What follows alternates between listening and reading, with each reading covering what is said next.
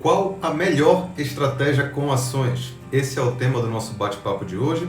Eu sou o Danilo Gatto e aqui no Finanças em Desenho eu ensino como investir por conta própria sem depender de terceiros.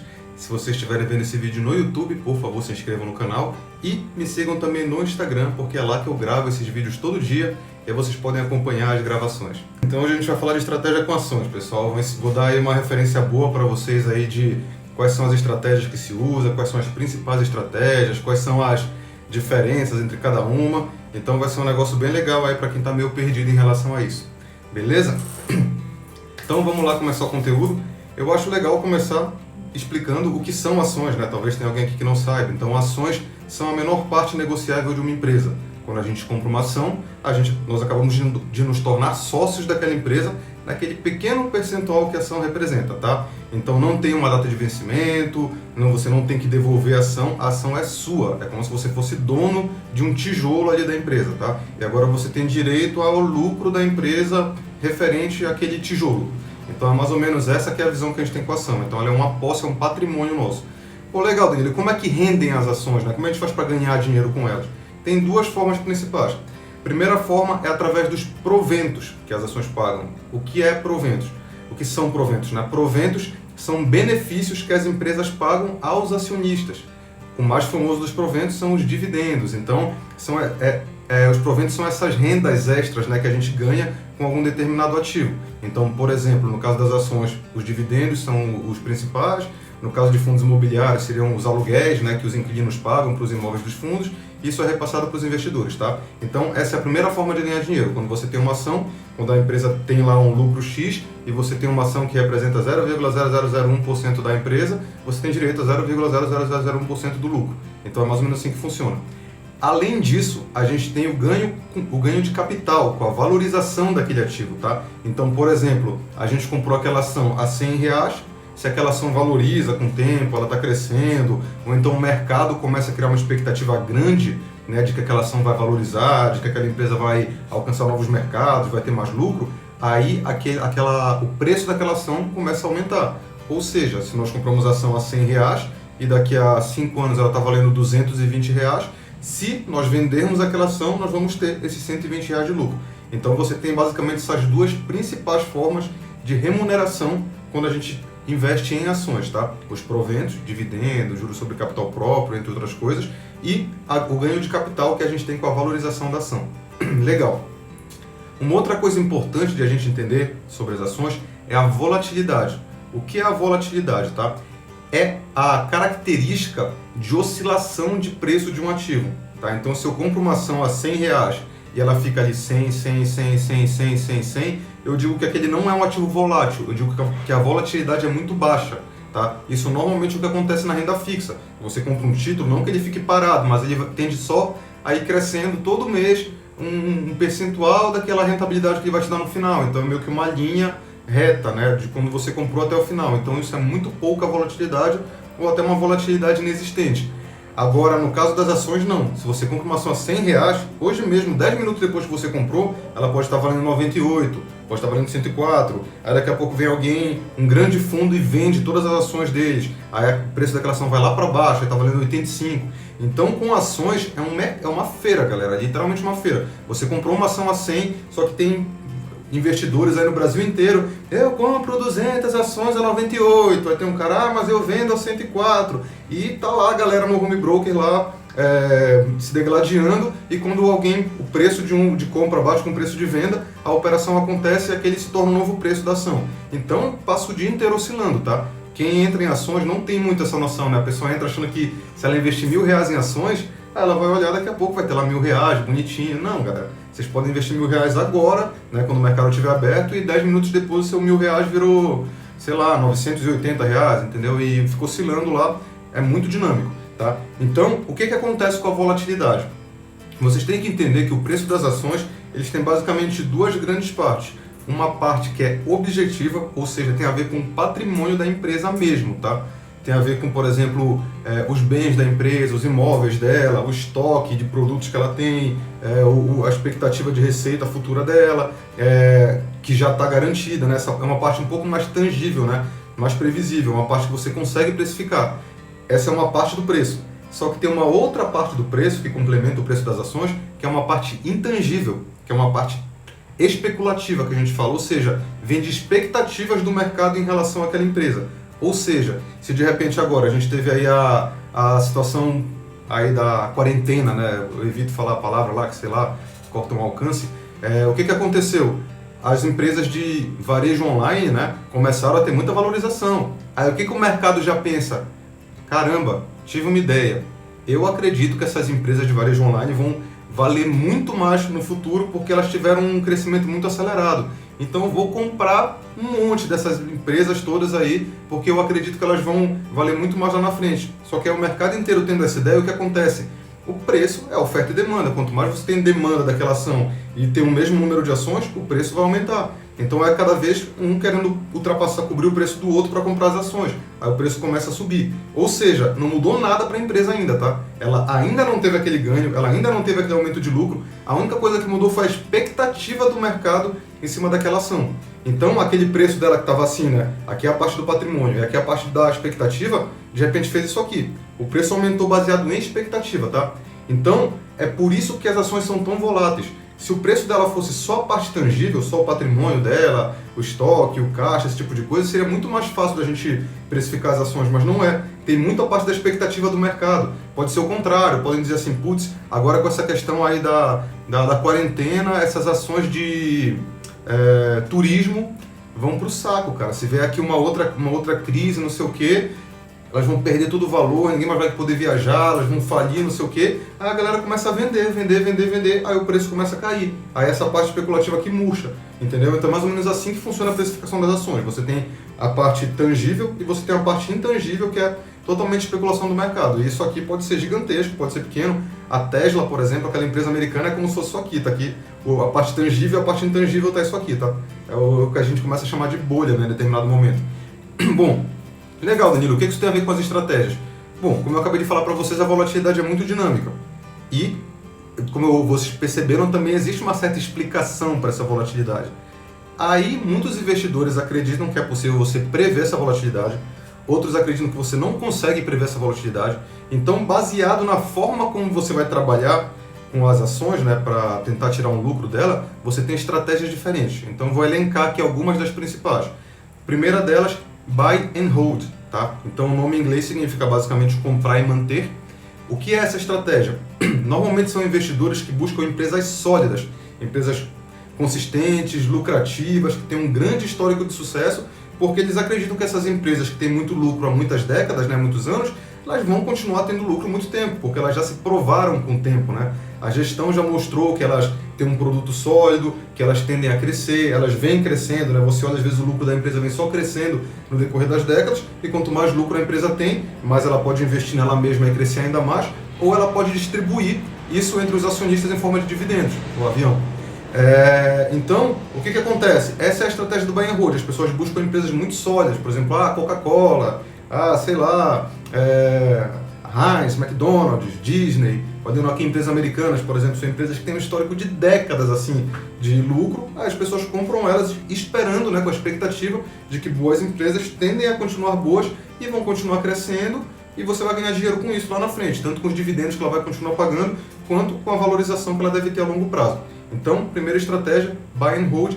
Essa normalmente é a mais indicada para a maioria dos investidores, tá? Principalmente os iniciantes, porque ela é a que demanda menos análise, né? Você analisa a empresa basicamente quando você vai comprar, você dá uma olhada aqui na empresa, analisa, ela se enquadra nos meus critérios, você monta uma carteira e pronto, aí você fica aportando ali todo mês, de repente, e só no outro ano você vai pegar um novo balanço anual da empresa, ver se aconteceu alguma coisa. Então ela é uma estratégia exige muito menos manutenção, né? Exige muito menos você ter que estar lá acompanhando o mercado. Então é por isso que ela é mais indicada para os iniciantes. Perguntaram aqui, no buy and hold, posso fazer um aporte único e grande e deixar valorizar? Pode, é possível, tá? Só que quando a gente tem um único aporte grande, aí você talvez possa ver essa segunda estratégia que eu vou falar agora, que é o Value Investing, que é basicamente você investir em valor. Porque o que acontece? Se você tem vários aportes pequenos, vão haver momentos onde a empresa tem aquele preço tangível e a parte intangível equilibrado, mas vão ter momentos também que aquilo vai estar desequilibrado. E se você está ali comprando consistentemente todo mês, você meio que acaba pegando um preço médio. Então você não precisa se preocupar com o preço de compra das ações.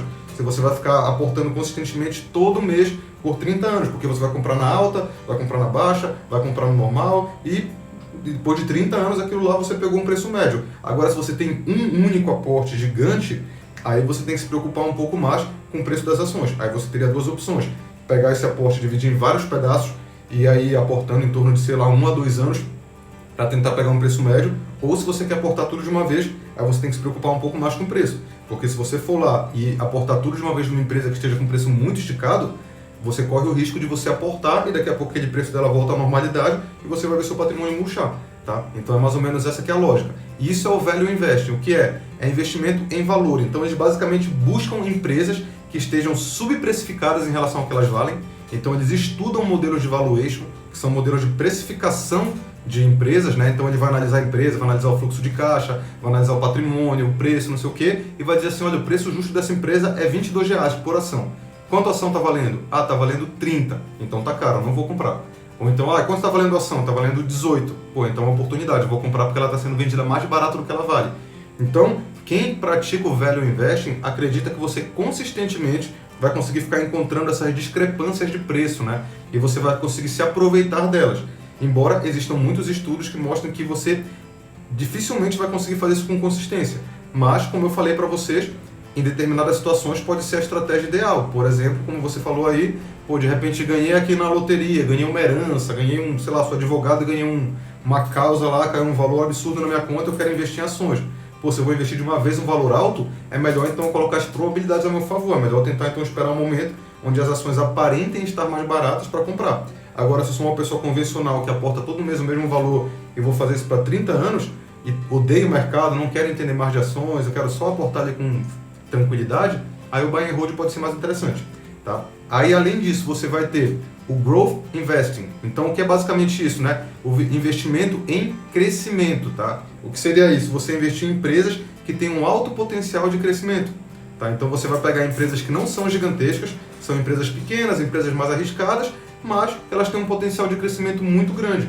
Então você vai tentar montar uma carteira com várias empresas desse tipo, esperando que elas vão estourar de crescer, porque aí, quando você investe em empresas muito sólidas e já bem estabelecidas, dificilmente aquilo lá vai crescer muito mais, né? Você não vai ter um pico ali, dificilmente nossa, aquela empresa valorizou um absurdo, porque ela já é muito grande.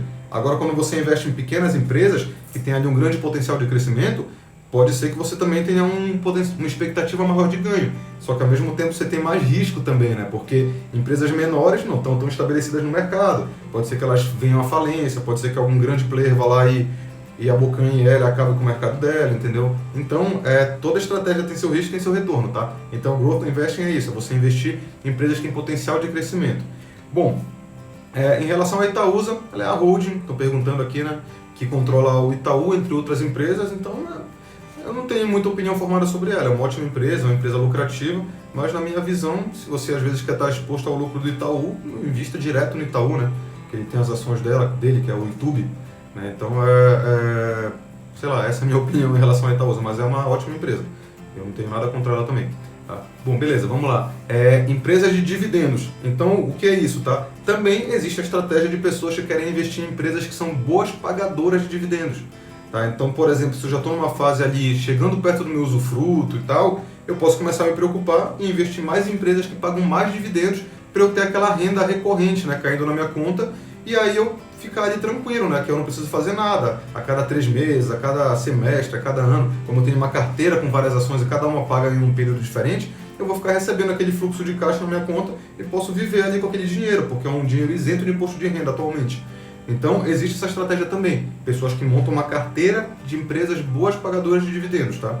Qual que é a desvantagem? Normalmente, empresas que pagam muitos dividendos são empresas que também não têm muito potencial de crescimento.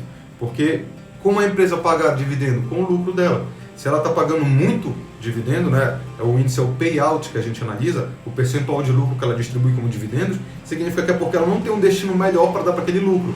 Ou seja, pressupõe-se que não vamos esperar que aquela empresa vai crescer muito. Ela meio que está dizendo assim, cara, meu mercado é esse, daqui eu não saio muito mais, então todo o meu lucro eu vou ficar distribuindo para os acionistas.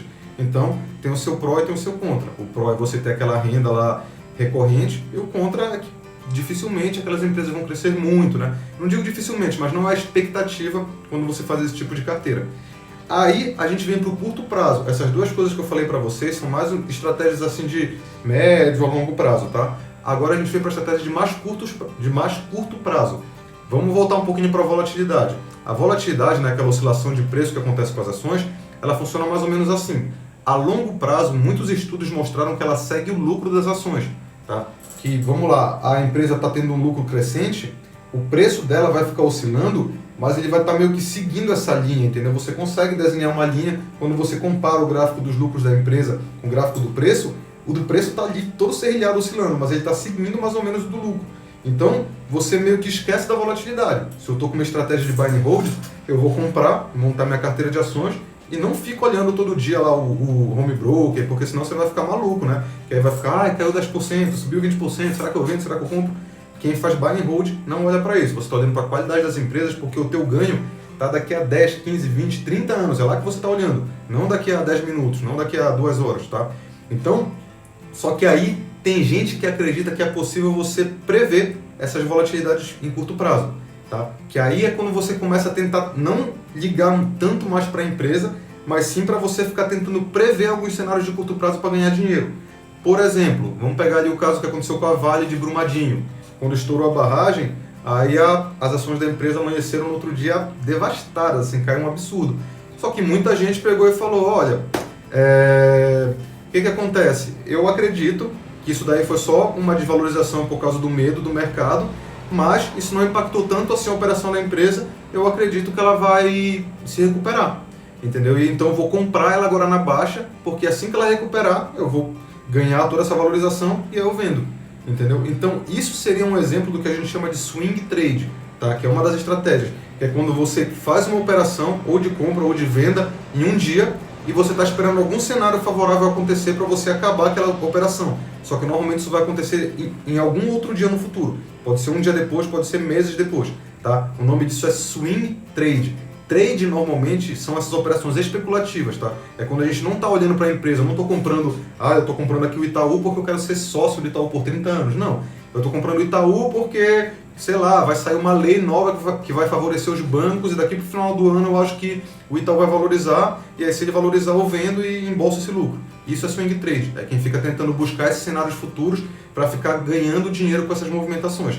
E aí você tem o day trade, que é quem faz isso no mesmo dia, tá? Que é a pessoa que compra ação agora e vende daqui a 5 minutos, que em 1 minuto, entendeu? Porque se você pegar no dia o gráfico de cotação da empresa, lembra que eu falei para vocês que é tipo uma feira, que os caras estão o tempo todo lá comprando e vendendo, mudando o preço?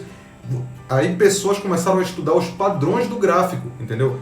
Se o gráfico fizesse desenho, é um martelo invertido, que não sei o quê, que aí, historicamente, né, se ele fizer um determinado desenho assim, significa que depois ele vai fazer um desenho assim. Então a pessoa tenta prever e falar assim, cara, entendi, ele fez esse desenho assim, então eu vou comprar aqui, porque ele tende a fazer agora o desenho aqui, eu vou vender e ganhar esse dinheiro em 3 minutos, tá? Então normalmente é assim que é o day trade.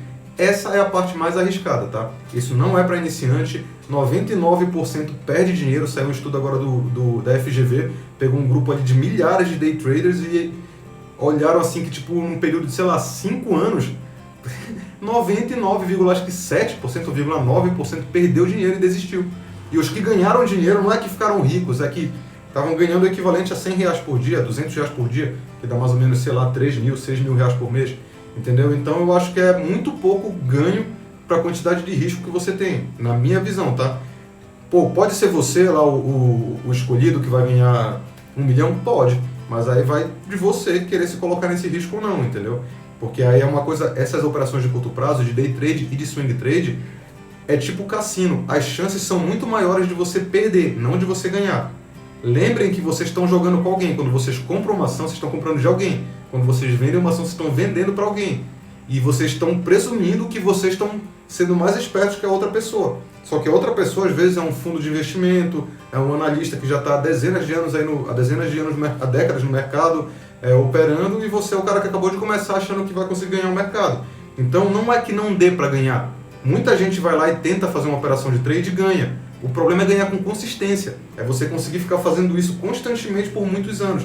que aí não acontece, aí você começa a ficar maluco, perdi dinheiro, quero empatar, ou então comecei a ganhar, ao invés de parar, você quer ganhar mais ainda, depois vai lá e perde tudo. É quando começam a acontecer essas coisas. Então, se eu fosse separar aqui as estratégias, eu diria assim, iniciantes completos deveriam ir para o buy and hold, tá? Ou pessoas que não gostam muito do mercado, ou pessoas que só quero investir, eu sou médico, só quero investir aqui em algumas ações e quero continuar sendo médico, não quero ficar aqui olhando as ações o tempo todo. Buy and hold é excelente. Pessoas agora que querem também investir em boas empresas, mas aí já querem ter uma análise um pouco melhor, estudaram o mercado, acham ali que tem alguma estratégia melhor que a outra, aí podem escolher entre o Value Investing, podem escolher entre o Growth Investing, podem escolher entre a estratégia de dividendos. Então aí são estratégias mais específicas para quem já entende um pouco mais e quer se dispor a ficar ali no mercado, analisando, vendo se vale a pena comprar, vender, tudo mais, beleza? E aí se você ama o mercado, nossa, eu poderia passar horas aqui na frente do computador, meu sonho é ficar vendo o gráfico aqui, eu tô aqui almoçando com a minha esposa, tô com o celular escondido aqui olhando os gráficos, sou uma pessoa, sou apaixonado pelo mercado, quero estudar todos os padrões e no futuro o meu sonho é ter aqui 18 telas na minha frente e ganhar muito dinheiro com isso. Aí eu acho que vale a pena você se aventurar no swing trade, no day trade, nessas coisas, tá? Mas saibam que não é para iniciantes, saibam que as chances não estão a seu favor. Podem pesquisar, joguem lá, 99% day traders é FGV. Vocês vão ver as estatísticas, tá? Não é nada animador. Só que o que se vende na internet é como se fosse um negócio sensacional, tá? Que, nossa, eu tô aqui, tô infeliz com o meu trabalho e ali no meu horário do almoço vou fazer uns tradezinhos aqui e vou ganhar 50 mil reais, né? Eu vou pagar ali o meu croissant com day trade, é mais ou menos isso que a galera vende, tá? E não é assim que funciona, são pouquíssimos os que ganham. Eu diria para vocês, fazendo uma analogia aqui bem rápida, que trade, tá? É como se fosse um jogador de pôquer. Existe jogador de pôquer profissional que ganha muito dinheiro? Existe. É a maioria? Não. Você indicaria para todo mundo, galera, virem jogadores de pôquer? Não. Mas se você gosta muito de pôquer, começa a perceber, testar, ver que você tem ali um certo talento, aí você quer testar, vai de você, mas você não precisa fazer isso, tá? É até recomendado que você não faça porque as probabilidades estão contra você, tá certo? Galera, então é isso, acho que eu até passei muito do tempo aqui, eu queria fazer um negócio de 15 minutos, eu acho que já foram 20 e poucos, né? Mas, então, é mais ou menos isso, peguei aqui a minha colinha com o meu roteiro. Mas é isso, galera, eu vou editar esse vídeo, colocar também no YouTube, peço que vocês deem um like quando verem passando aí também. E quem não me segue no YouTube, por favor, acesse lá o meu YouTube também, Finanças em Desenho, me sigam lá e todo dia a gente vai ter esse bate-papo e até o bate-papo aí de amanhã. E lembrem de se inscrever no workshop aí de montar carteira na prática, que o conteúdo tá bem legal, o link tá na bio, vocês vão gostar bastante, beleza? Boa noite aí, galera!